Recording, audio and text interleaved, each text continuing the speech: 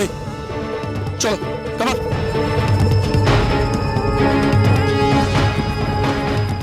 কামান, চলো। আরে কি হচ্ছে কি? চলো, কামান। আরে কামান।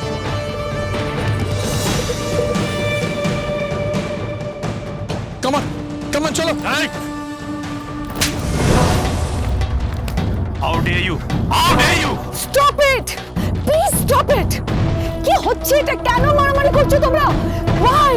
আমার আমার উত্তরাকে চাই। উত্তরা আমাকে ঠকিয়ে চলে গেছিল। আমার উত্তরাকে চাই। হোয়াট? কি করেছো? কি করেছে ও? কি উত্তরা? বলবো নাকি? বলবো সেদিন কি ঘটেছিল? কি ঘটেছিল সেদিন? কি বলতে চাইছো? কোথাও তো কিছু হয়নি, বলো না কি বলতে চাইছো তুমি? I am so sorry, I am very sorry. দেখুন, আপনি কি বলতে চাইছেন আমি কিচ্ছু বুঝতে পারছি না। আপনার কোথাও ভুল হচ্ছে। আমি স্বাতী চ্যাটার্জি। Stop it. যাবে না, একদম যাবে না। বাই দ্য ওয়ে, আপনি কে?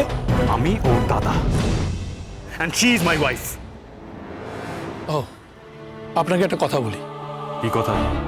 আমি একটা নিউজ জানি। নিউজ? কি নিউজ? যেদিন সাথীদি মারা যায় সেদিন কোন একটা কেমিক্যাল ফ্যাক্টরি থেকে একটি মেয়ে বিষ জোগাড় করেছিল, সায়ানাইড। কি? হ্যাঁ, আর সেই রাতে সাথী চ্যাটার্জি আর কুমারের চ্যাটার্জি মারা যান। কিন্তু বিষ কেনার সঙ্গে এই অ্যাক্সিডেন্টের কি সম্পর্ক? জানি না, কিন্তু সেই রাতে উত্তরা সিনহা আমার জীবন থেকে হারিয়ে যায়। আমি ওকে ভালোবাসি, তাই আজও আমি বিয়ে না করে আমি ওর জন্য অপেক্ষা করছি। অপেক্ষা করছে? উত্তরা নেই, ও মারা গেছে। সাথী জীবিত। অসম্ভব। আমি জানি সাথী চ্যাটার্জি আর কুমারী চ্যাটার্জি মারা গেছেন। শুনুন, আপনি তো বললেন না যে যেই মেয়েটা বিষ কিনেছিল সেই মেয়েটা কি? আপনার বোন, আপনার ছোট বোন উত্তরা।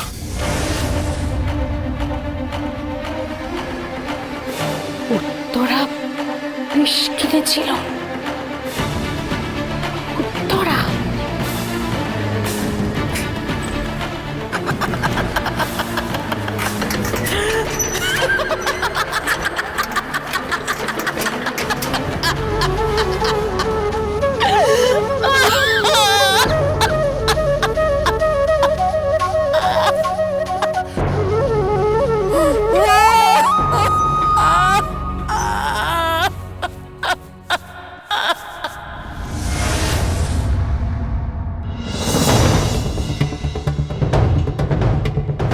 এখন কি হবে সঞ্জয়?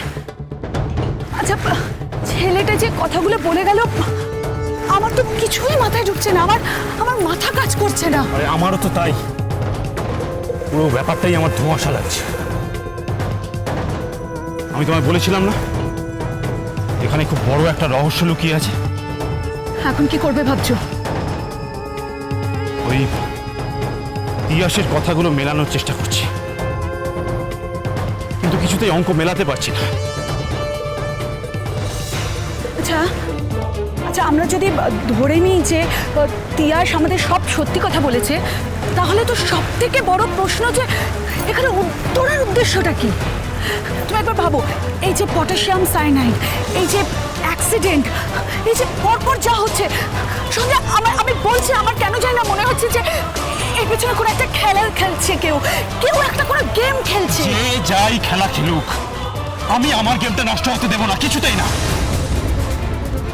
আমি আমি আমি আমি সমস্ত কিছু বাজি রেখেছি শুধুমাত্র ওই প্রপার্টিটার জন্য,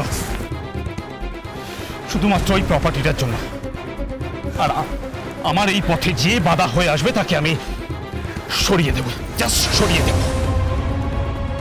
সে যেই হোক না কেন, সে উত্তরা হোক বা সাথী। শালে প্লিজ প্লিজ মাথা ঠান্ডা করো, কারণ আমাদের এখন যা করতে হবে সব ভীষণ ঠান্ডা মাথায় করতে হবে। তুমি পরপর একবার ঘটনাগুলো ভেবে দেখো। নারায়ণপুরের ঘটনা, উত্তরার এরকম অস্বাভাবিক ব্যবহার, তারপরে আমরা এখানে আসার পরে ওই ক্যাশবাবুর রহস্য, তারপরে তিয়াসের সামনে আসা, পটাশিয়াম সায়ানাইড, অ্যাক্সিডেন্ট, এই সমস্ত কিছু এই সমস্ত কিছু আমাদেরকে কনফিউজ করবার জন্য করা হচ্ছে না তো? যদি এখান থেকে গিয়েই তো আমাদের কোর্টে মুভ করতে হবে, কোর্টে কেস উঠবে, আমরা তখন কি? শোনো, ভালো কথা, আমাদের কিন্তু উচিত হবে এখান থেকে গিয়ে সমস্ত কথা আমাদের লয়ার মিস্টার পারুই জানানো। সব খেপেছো নাকি? এখানে আসার পর থেকে উত্তরার সাথীকে জড়িয়ে যা যা ঘটনা আমি শুনলাম, আমার মনে হয় না যে এই মুহূর্তে ওনাকে জানানো ঠিক হবে। তাহলে এখন আমরা কি করব? কি করব এখন আমরা? কিছু তো একটা করতেই হবে, কিছু একটা উপায় বার করতেই হবে, আর তার জন্য দরকার আমার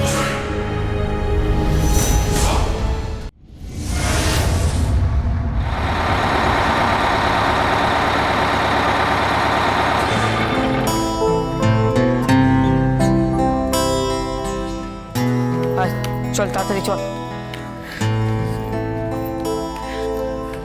বন্ধন, রাখি, এই তোমাদের আসার সময় হলো। এভাবে টোটো করে ঘুরে বেড়ালে চলবে? কোনো কাণ্ডজ্ঞান নেই। আর বন্ধন, তুমি বাকি বোনকে নিয়ে চলে গেলে একবার আমাকে জানালে পর্যন্ত না। আসলে বোনকে কোথাও একা রেখে যেতে পারবো না তো। তো তো কি হয়েছে? আমার বাড়িতে রাখা যেত না? এর আগে ও কখনো আমার বাড়িতে থাকেনি। আমি শুধুই ওর টিচার, আমি ওর মায়ের মতো নই। রাখিকে আমি আমার মেয়ের মতো দেখি না। হ্যাঁ, দেখেন, কিন্তু কি হয়েছে কি? স্কুলে একটা বড় ফাংশন আছে, সেখানে রাখিকে সার্টিফিকেট অফ মেরিট দেওয়া হবে। আমি সকলের সামনে ওকে দাঁড় করিয়ে বলবো ওর মধ্যে কত প্রতিভা, কত ট্যালেন্টেড আমাদের রাখি। শ্রুতিধর একবার যেটা শোনে সেটাই মনে থেকে যায়, সব কিছু মনে করে বলতে পারে। আমাদের সমাজের কাছে ও একটা অ্যাসেট বন্ধন। আর সেই ফাংশনের আজ থেকে রিহার্সাল শুরু হচ্ছে, আর তোমরা তোমরা এখানে ওখানে ঘুরে বেড়াচ্ছ। দাদাকে বকো না, দাদা মাকে খুঁজতে গেছিল। Sorry, very sorry. তোমার দাদাকে আর আমি কোনোদিনও বকবো না, কখনো বকবো না। হ্যাঁ, দাদা মাকে খুঁজতে গেছিল, দাদাকে বকো না। খুব ভুল হয়ে গেছে, আমার অন্যায় হয়ে গেছে। কখনোই তোমার দাদাকে আমি বকবো না। বন্ধন, তুমি যাও, আমি রাখিকে নিয়ে যাচ্ছি। কিন্তু দিদিমণি, ও স্নান খাওয়া? রাখিকে আমি আমার বাড়ি নিয়ে গিয়ে স্নান করিয়ে দেব, খাইয়ে দেব, সব রকম যত্ন করে স্কুলে পাঠাবো। তোমার বোনের কোনো অবহেলা হবে না বন্ধন। আমি জানি দিদিমণি, আপনি তো ওর মায়েরই মতো। মায়ের মতো না বন্ধন, বলো মা। চলো রাখি, সাবধানে থেকো বন্ধন। বোন, মন দিয়ে নাচবে, ঠিক আছে? টাটা দাদা।